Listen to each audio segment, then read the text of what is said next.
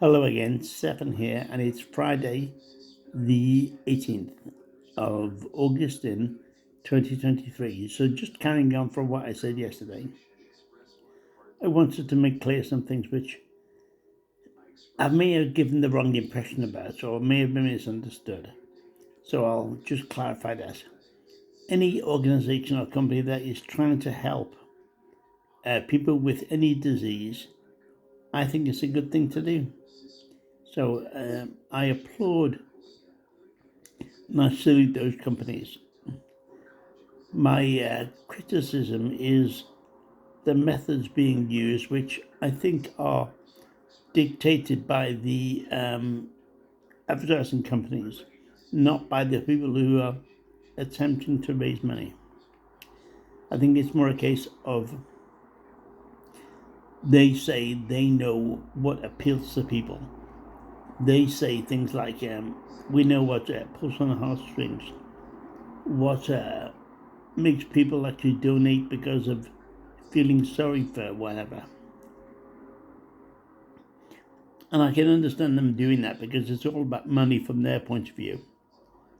But from the point of view of those wanting to help, it's a different story.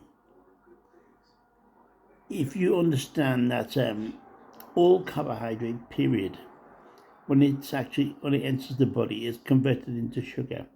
It doesn't matter what form of carbohydrate it's in to start with. It's converted into sugar and blood sugars. So if you know that, then you say, okay, well, if you have a coffee morning, coffee basically is an addictive substance, obviously caffeine. You can have decaf, okay, well, that's different. But the actual things like having the coffee morning where you have cakes and scones, or scones if you're from the south, but having any carbohydrate with jams and things like this are all converted into sugars in the body. And then you know that cancer feeds on sugar, or sugar feeds cancer. So why would you give, or why would you encourage people to have a product which is basically the most dangerous thing to have when you have a disease? In my opinion, it's far healthier to eat natural, to have natural foods, preferably organic foods, which if you there's a very long process, and rather than going into depth now, I'll just say that foods going through certain processes eventually will actually become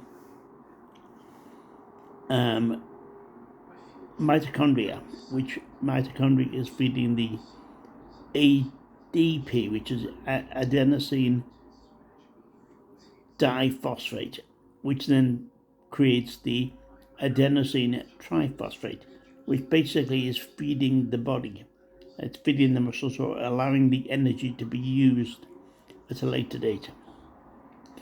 Going that way rather than giving somebody a food which is converted into a fuel for the disease which you are trying to protect against. It just doesn't make sense to me. I know that an awful lot of people don't want to look at the details. They would rather just take a pill. And because of advertising, what they're doing is making out as if an awful lot of things are really good for you, when in reality they're not good for you. They just appeal to your taste buds. So what's more important is obviously health, and being in a situation where for the past 19 years I've had what the doctors consider to be a incurable disease, and yet I've never taken any medication for it whatsoever. I don't take any pharmaceutical drugs, and I think that I'm doing pretty well, especially knowing that I'm an old geezer. So I'm going to go into these sort of things an awful lot more at a later date. So as I said, it's Friday the 18th, and it's the middle of the afternoon, and my butt cheeks are hurting like hell. So I'm going to stop now and say bye-bye for now. See you later. See ya. Bye.